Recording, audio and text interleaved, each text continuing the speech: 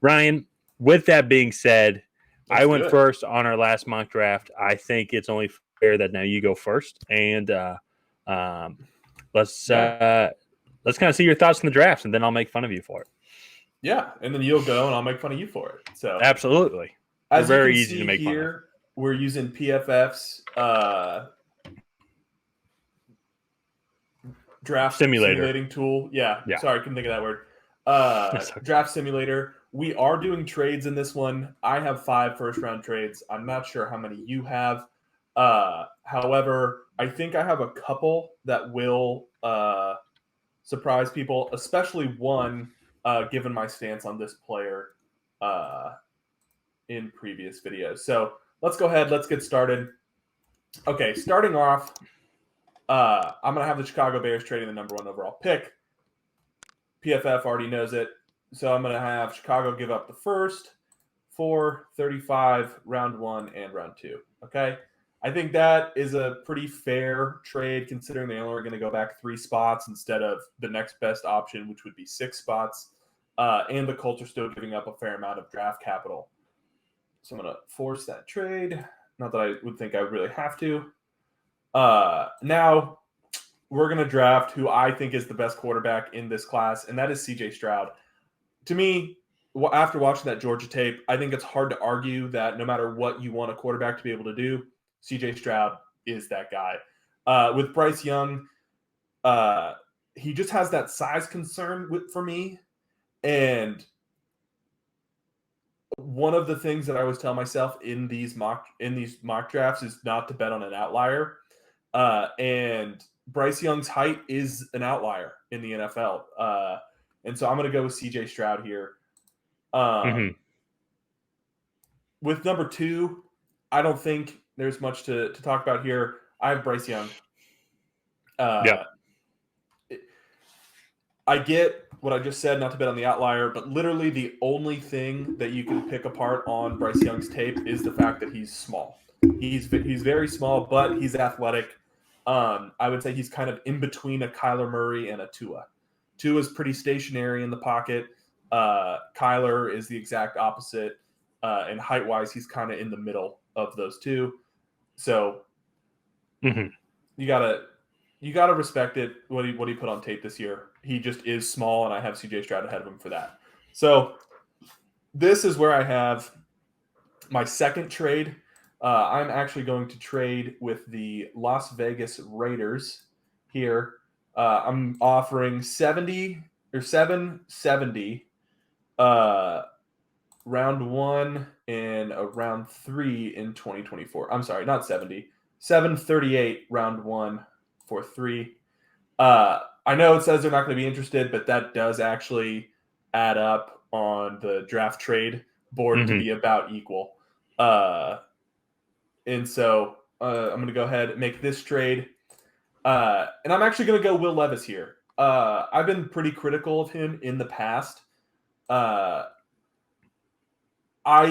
just think he's very raw. However, I think if you look at his potential, he has Josh Allen abilities. Yeah.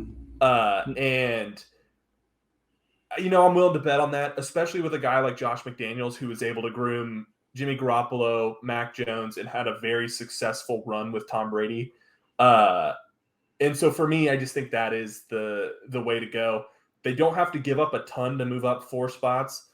They may end up having to give up a little more to outbid Atlanta and Carolina. However, I just think that's the way that it falls. So no, he that's one with Will Levis. He's starting to grow on me a little bit, just because, and obviously it is 2 different people, but you're right though about what they said about Josh Allen. They're saying very similar, if not almost the exact same things about Will Levis. And if you look at a guy that can throw, but also the way the league's going now, and you look at how Josh Allen plays, it does take some time to get the ability to process information and make the right decisions. But in the meantime, though, I think he's going to be a good fantasy quarterback because he's just going to be running over guys every single week. and that can kind of play into that offense. If they sign Josh Jacobs again, and then if they go get a speedy receiver to go along with Devontae Adams, you have some weapons there that even like a rookie quarterback you can work with a little bit. And what Josh is going to do is dumb down that offense like a lot, just so that this rookie quarterback can go through his progression, hit his receivers, like going across the field, and then he'll start to slowly build on that. That's what he did with Mac his rookie year. And I think Will Levis's physical tools will allow him to make up for a lot more than what Mac was able to do. And so he's a really risky prospect. However, I think if you look at past drafts, I think he is a little less risky than Trey Lance. I think he's about the same level of risk as Josh Allen. And so I understand why a lot of people think he's a top 5 pick. So I have him going in the top 5. And he is starting to grow on me a little bit. So at 4, here are the Chicago Bears. Dream scenario for the Chicago Bears. Trade back, accumulate picks, and you still, in my mind, get the best player in the draft, and that is Jalen Carter. Jalen Carter, phenomenal athlete at the defensive interior. And Matt Eberflus, former Colts defensive coordinator, likes to build that defensive trench from the inside out. And I think Jalen Carter is the perfect piece for him. Yeah, I mean, again, dream scenario for the Chicago Bears. Seattle Seahawks, there's only one quarterback left on the board, and that's Anthony Richardson. Not a huge fan this early. I like him later on in the draft. I don't have them trading down, and I'm actually going to have them draft Will Anderson. Best edge rusher in the class. Just, I mean, not much else to say. Yeah. So no, if Will Anderson falls to 5, I think Pete Carroll will sprint to the ticket what's it called? I guess the ticket submitting or the pick selection table, I guess. Yeah, whatever. And so I like that. Yeah, that's a perfect scenario, I think, for the Bears and the Seahawks. Next up, Detroit Lions. Devin Witherspoon, I think, is another easy pick here. They really need secondary help. Their secondary played better. However, I think he's a really good complement to Jeff Okudah to play that other side. And if Jeff Okudah, I think he's going into his 4th year. And I think if Jeff Okudah decides to leave, they have a young prospect that can take over as a number 1 corner in Devin Witherspoon here. Yeah. So yeah. Arizona Cardinals picking at 7. They need a lot. Kyler Murray is going to be out for a large majority of the season. And I think Tyree Wilson, I know I'm just kind of going down the PFF board here right now, but that will change. Tyree Wilson, to me, perfect guy to replace J.J. Watt. His speed to power is really impressive, and yes, he's raw. However, what is the name of the coach they just got from Philadelphia? Not Shane. Is it Gooden? I don't remember. I'll look it up. Go ahead. But I think Tyree Wilson, perfect fit for his system. He's a versatile defensive end. He can really play edge in a 3-4 and a 4-3, and he has the strength to succeed in both spots. And I think that's something that it could be really beneficial if you look at what Philadelphia tried to do last year. Yeah, it's Jonathan Gannon. Jonathan Gannon. Okay, yeah, that's right. We're going to draft him here. All right, up next are your Falcons. They need a lot. QB, wide receiver, edge, linebacker. I really think offensive line would be good here. And this is a guy that I've kind of come to love lately in the draft, and that's actually Brian Branch. I know it says he's a safety, but he can really be a slot corner safety and play linebacker in sub packages. He's that physical. He's probably one of the most well-rounded, if not the most versatile defender in this draft. Yeah. And I really, really like him on tape. So yeah. Well, and that's based off what Terry Fontenot has talked about. Like, he just wants to go get the best football players available, most athletic guys, and put them on the field. And up there with Will Anderson, you can make an argument that he's one of the best prospects in this draft. Just the fact that he's a safety is kind of one of the reasons why he falls down some draft boards. Yeah, but he's a big safety and he plays big too, and so he can play in the slot. He can play on tight ends. He can even, like I said, play linebacker in small packages. And so I think he'd be a really nice versatile piece for that Falcons defense, especially as they try to rebuild it. Okay, so Panthers, again, they also need a lot. However, I am actually going to have Anthony Richardson coming off the board here. I think it's a little rich for Anthony Richardson. And we're going to do a video before the draft, a little bit about why I think this might be a little rich. However, I think you look at those physical tools and you look at what his highlights are at Florida, and you really can see how special this guy can be if you can take him and hone him in and dial him in and get his fundamentals correct. So I like him to Carolina. They have a lot of other needs, but I think they splurge a little bit on a quarterback. All right, so Philadelphia Eagles first pick here. I think this is going to be interesting. However, their defensive line is going to get overhauled a lot. Hassan Reddick, Brandon Graham, and Fletcher Cox are all free agents coming up. And Lucas Van Ness is a monster. I love his tape. He plays at all different positions for Iowa. And, oh, my gosh. It's so fun to watch him. Like, when you teach defensive ends to play, you can turn on Lucas Van Ness's tape and just be like, okay, you see how he gets leverage and then extends and converts his speed to power and pushes the tackle off of him and then swims over with the arm to get to the quarterback. It's perfect. And I just think he's a really good fit, tough, physical pass and run defender on that defensive front. So I like him there. Up next, Tennessee Titans. In my opinion, their biggest need is solidifying that offensive line because nobody knows their quarterback situation going into 2023. And for me, the best offensive lineman on the board is Broderick Jones. When I watch him, I just see Trent Williams. Like, he same height, same weight, same athleticism. I think getting him in that system where he can use his strengths, literal and physical strength, in both pass protection and run blocking schemes. I just think he'll succeed there. He will get the coaching that he needs to be a future all-pro offensive tackle. Also, I think he's going to light up the combine and boost his draft stock. I look at him and I'm like, oh my gosh, there's so much potential. Like, Trent Williams is his ceiling. And that's the best tackle in the NFL. So, oh yeah, no, well, yeah. When you're compared to Trent Williams, it's kind of it's never an insult. No, yeah. So,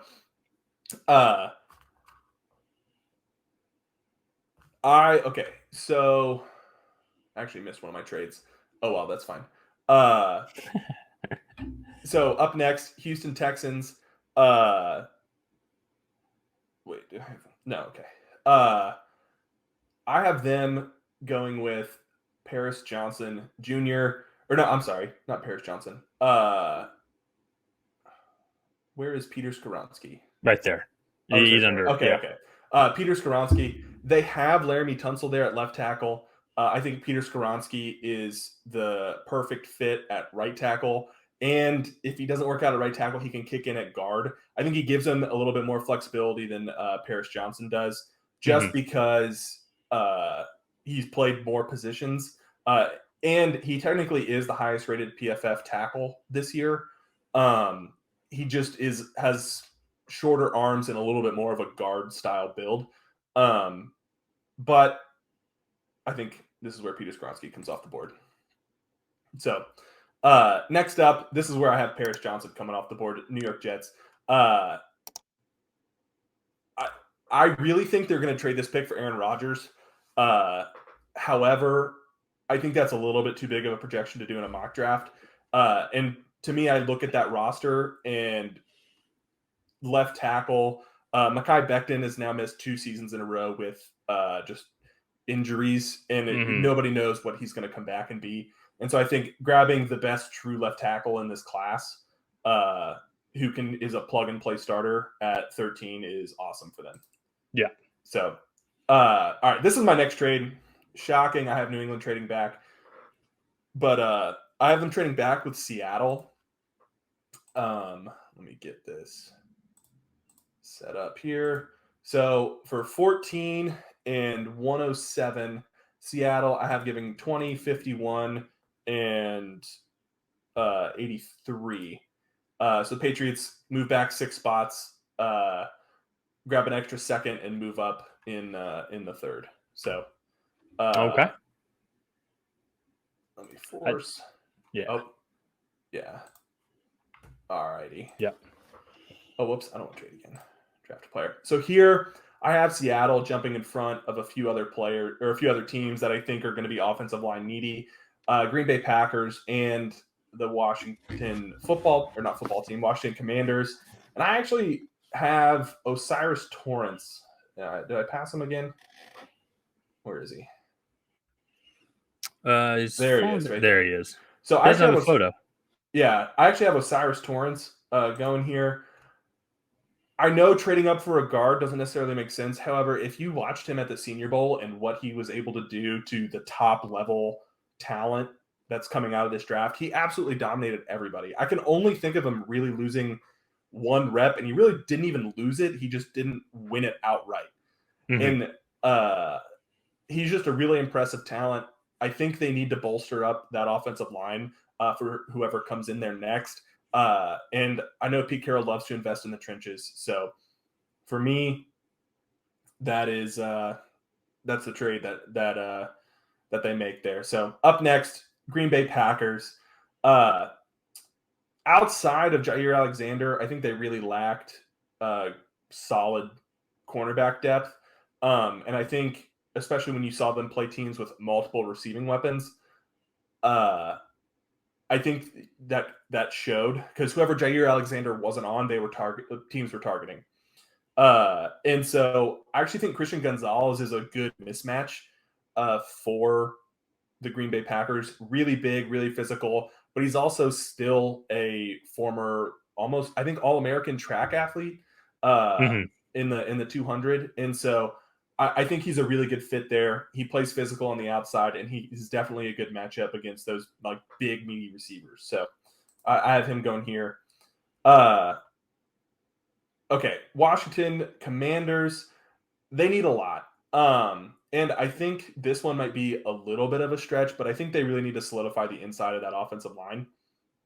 And so I'm going to go way down here to John Michael Schmitz, another guy at the Senior Bowl, absolutely dominated, right? Like about as dominant of an interior offensive lineman as you can be, especially as a center. And I think Washington, they have other things that they might need, but whoever's playing quarterback, I think, is really going to appreciate this pick. So Yeah. I'm going to go with him here. 17, Pittsburgh Steelers. Ever since Antonio Brown left, they haven't really had a true speedster separator on the outside. And I think Deontay Johnson was originally supposed to be that. However, struggled with drops and some injuries this year. And I don't think he's going to make it to a second contract. So this is actually where I have Zay Flowers coming off. I think Zay Flowers and George Pickens are the future of that receiving core. And I really like that fit. They've shown an ability to draft and develop wide receivers. And Zay Flowers, in my opinion, is a top receiving prospect in this class. And I think he's not quite getting as much first round hype because he went to BC. That wasn't very good. And then he went to the Shrine Bowl instead of the Senior Bowl. So, yeah, I think that's where he ends up falling. Okay. And then let's see. Up next, Detroit Lions. This is their second pick, right? Yeah, they picked Yeah. Devin Witherspoon Devin at 6 Witherspoon. overall. Yeah. And so they have a few other needs, linebacker and defensive line. However, I'm actually going to grab. Where's Michael Mayer? Michael Mayer here. Uh, Highest rated tight end, I think, in the last 20 years by PFF. Uh, to me, I think he brings that presence that TJ Hawkinson had over the middle. And while they had good tight ends replace him, nobody could line up in line and have that same receiving threat that TJ Hawkinson did. And I think Michael Mayer is the guy that they get to replace him. And with Jameson Williams coming back and Amon-Ra St. Brown, I think Michael Mayer is the perfect threat to be that like deep middle or like seam route guy from the inline tight end position. I just think he fits so well. Yeah. No, that it's the tight end class. I don't know if there's ever been this interesting of a tight end class, because obviously everyone know about Michael Mayer, but now you have Dalton Kincaid that's coming in. Luke Musgrave has also shown well. The Purdue tight end, Payne Durham, that's it.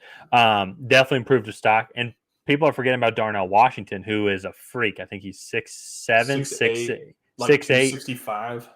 Oh yeah, like a red zone. Like he's a red zone wet dream. I mean, just with how big he is, and so yeah, this tight end class is very interesting. And I wonder what the record is of tight ends taken in the first round. It can't be more than 2. And I think there's a legitimate possibility that there could be 3, 3 pretty easily in this draft. No, I think it's a possibility. I really like this tight end class. For me, the depth in it is really nice. Like you have Brevin Spanford from Minnesota, Payne Durham, and is it Josh Wiley from Cincinnati or Will Mallory? I forget. Yeah, there is a Cincinnati guy. I know who you're talking about. All those guys are expected to go in about the 4th round, and I think all those guys are day one to rookie season starters. It's a really good tight end class, and Michael Mayer at the top, I think, is a great start. So next up, Tampa Bay Buccaneers need a lot, definitely hitting that rebuilding phase. It says they need defensive interior. I don't really see that. To me, what that last need should be is actually wide receiver. Mike Evans is expected to be a cap casualty, and Chris Godwin does not look the same. I'm going to go with Quentin Johnston here. This is a guy, the more I watch his tape, I actually like him a lot more. There's a lot on tape that he does well that isn't highlighted because Max Duggan did not know what to do with the football. He actually has a really good release package. He actually separates really, really well for a guy that's 6'4", 215 off the line of scrimmage, and then later on downfield. And you get to see his long speed. However, a lot of his highlights are drag routes or crossers that he gets hit in stride on, so you don't really get to see him explode off the ball. And the reason I have him falling to 19 and not going a little higher is for a guy who's 6'4", 215, he still does struggle to kind of box guys out a little bit and use his frame to really go up and get footballs in jump ball situations. But also TCU didn't even really put him in that situation that often. So I have Quentin Johnston going here. Okay. It's funny. I was actually just about to ask that question as you were saying you're starting to improve. I think you picked a couple tight ends and Zay Flowers in front of him. So I was going to ask why he's falling. So, New England here. I had them trade back because the 3 picks before them were all tackles. And we do see this in the NFL drafts. Players do tend to go on, or positions do tend to go on runs. And so I think New England fell victim to that at the tackle position. However, good thing this is a deeper tackle class. A guy that I love in New England, especially the more and more I watch him on tape, is Jackson Smith-Njigba. I look at him and I'm like, he's a plus Julian Edelman, a plus Wes Welker. Chris Olave and Garrett Wilson, who both Yeah. were in college with Jackson Smith and Jigba, have come out publicly and been like, look, this guy, when we were there, was the best receiver in the room. And in that room was Marvin Harrison Jr. as a freshman and a redshirt freshman. Yeah. And Chris Olave and Garrett Wilson were both juniors, I think. And they were both like, look, this guy is the best guy in the room. His ability to separate in short space or in short windows is, I think, exactly what the Patriots offense needs. And with the loss of Jacoby Myers expected, I think he's the perfect guy to come in and fill in that role. So I have Jackson Smith and Jigba going here. No, that's a great pick. Yeah. Yeah. And to get him, in my opinion, I think he falls because he didn't play last year. He's also, I think, going to run in the high 4.5s, but he's going to run an elite 3-cone drill. He's not going to be a burner, but what he's going to do is he's going to put slot corners on skates in the first 5 yards of a route. And he's going to catch 120 balls in New England system. So next up, Dolphins forfeited their pick. Los Angeles. Los Angeles. Los Angeles Chargers are on the board. I don't think they keep Keenan Allen past the season. And Jordan Addison, in my opinion, is the most polished route runner in this class. He plays that Keenan Allen position. He is a little bit small, which is, I think, why he falls. I think if he's 6'1", 195, he's a top 5 pick. He is that good. But he's 6 foot 170. And so I think he goes here to the Chargers. Mm-hmm. All right, this is my next trade. Baltimore, they're going to be making a trade with Cincinnati, who's going to be giving up 28, 92, and 165 for 22 to go up 6 spots. I have Cincinnati. They need, in my opinion, really only a few pieces. And I think they jump in front of a few cornerback needy teams in the Vikings and the Jaguars to grab Joey Porter Jr., the corner from Penn State. Mm-hmm. Eli Apple needs to not be on this team next year. I think he's a curse for them. And I think Joey Porter Jr. is that corner that can come in for them and play day one. They have some good receivers in that division. I am looking forward to the Joey Porter Jr., George Pickens matchups. I think that's going to be a phenomenal matchup. Next up, Minnesota Vikings. I think they look at the way this board fell, and they are just elated. They really need help on that defensive interior. Their defense last year was atrocious. And I see Brian Breesy here and just absolutely love it. I mean, he's, in my opinion, if he doesn't have the ACL tear 2 years ago and then some off the field, I don't say off the field issues because he had a death in the family and then he had like a kidney problem. And it's like, if he doesn't have that, he's a clear top 10 pick. Yeah. And so I like him here a lot. So next up, Jacksonville Jaguars. Jawan Taylor is set to be a free agent, and I think he's going to leave. I want to say they franchise tagged him last year. And I don't think that they'll do that again. I think they snag Anton Harrison here to kind of replace him. He has the best footwork in this class. However, Oklahoma just didn't really allow him to, I guess, play to his full potential. It was just with the system that they ran.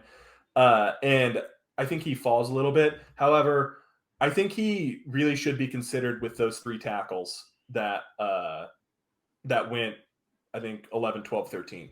So in this mock. Mm-hmm.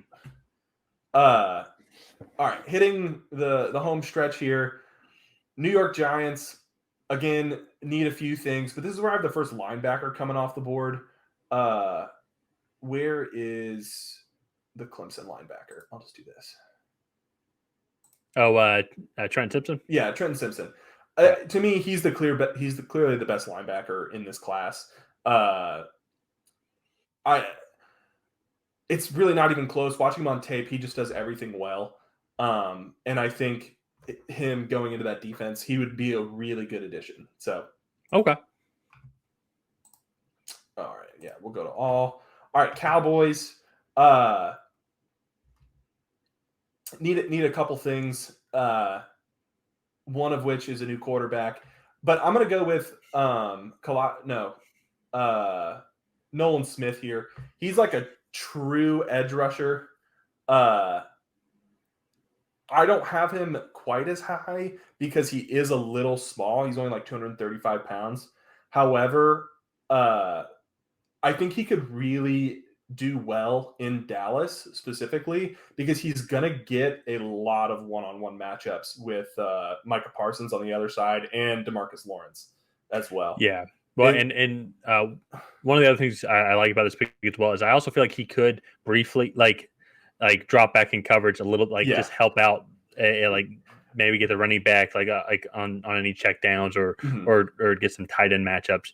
And because of that, and as you said, it's solely because of how crazy athletic and how great Parsons is. Yeah, and he's also a freak athlete, and so I think you put him in there with Oso Digizua, Micah Parsons, and like that Cowboys pass rush just continues to get even better. So Buffalo here at 27, they need a couple things. I'm actually going to have them draft Oregon State tight end Luke Musgrave. I think Josh Allen really needs I don't want to say a binky, but like he has Stephon Diggs, and then Gabe Davis is kind of like this home run hitter.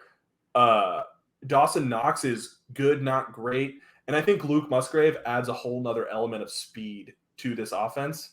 And it's just, to me, that's a really scary duo. You could have Stephon Diggs and two tight ends out there, and Stephon Diggs might not be the fastest player on the field. Yeah. And so I really like him. Really good hands. He showed out at the Senior Bowl. He's also a young prospect, and he has room to grow, to fill out his frame physically. So now we have Baltimore Ravens here picking with that after that trade with Cincinnati. So last year they drafted a defensive interior guy. I'm actually going to go edge Will McDonald, also an undersized edge rusher. However, what he showed at the Senior Bowl was that does not matter. He was able to get past Darnell Wright, who is a top half the second round offensive tackle, as well as give DeJuan Jones and the rest of the offensive tackles there a huge problem on the edge. And for a guy that's 235, very similar to Nolan Smith, his speed to power is absolutely phenomenal. So I like him a lot there. Saints, I'm going to go with Kalijah Cansey. Very much kind of I don't want to say a projection pick, but he is undersized for the defensive interior. But I think the Saints are going to be losing a couple guys on the defensive interior. And he is. Go ahead. Sorry. I was going to say, and I think he's a good replacement for some of the guys that they might lose. He's one of the ones. He is so quick. He's like what, 6 foot. He's only 6 feet for interior, but he's in 280. But I think he had 9 sacks. I'm trying to remember his stats from his. I think he had 9 stats, and I think him partnering up with another great interior line or defensive line like Cam Jordan on the Saints, I think would be a great fit. No, yeah, also, I think they're going to lose Marcus Davenport and one other guy whose name I'm forgetting. But I think he's just a good fit. He plays well against the run, and he's a good pass rusher. So I like him there a lot. So this one might be an unpopular opinion with Eagles fans. Who did they pick at 10? Lucas Van Ness. But one of the things that I really think that they could use is just like a guy with elite track speed just to really take the top off of defenses. And Tank Dell is that guy. It's again a little bit of a reach taking him this high, but to me, what Quez Watkins is for them, Tank Dell can do 10 times better. Yeah. And not only is he like elite track speed, he also is very elusive and hard to tackle. And in that system, I think he is going to have very little press man coverage. Wait, what? Oh no, I'm just laughing on how crazy this offense would be. Oh yeah. Well, this offense was already crazy, and then now it would just become even more insane. Well, but he already, I think, poses threats to defenses, but his biggest weakness is that he's 5'8", 165. Yeah. And the only way that he can really beat press is by just not allowing DBs to touch him. However, in this offense, he would be playing in the slot, right? Mm-hmm. And unless you're going to play cover 0 against the Philadelphia Eagles, which is not smart, like you have to play off on him. And at that point, it's flag football. Like people are just going to be running around. And to me, I look at that and that would be nuts. So, lastly, to close out the first round, one of the things that I think the Kansas City Chiefs could do is improve the running back rotation, because outside of Isaiah Pacheco, Jerick McKinnon, while good, is on the bad side of 30. And I look, Bijan Robinson is falling all the way down here. Mm-hmm. And I look at it and I'm like, okay, well, Isaiah Pacheco and a Bijan Robinson rotation would be phenomenal. Like that would just be insane. They could take other steps, maybe get more players in the secondary. However, they had 5 guys starting in the secondary for them that were either rookies or second-year players in the playoffs. And I think that they have invested enough in that. It kind of reminds me a little bit of the Clyde Edwards-Helaire pick. However, I think Bijan Robinson is a much, much better prospect than Clyde Edwards-Helaire was. He's a much more polished. Yeah.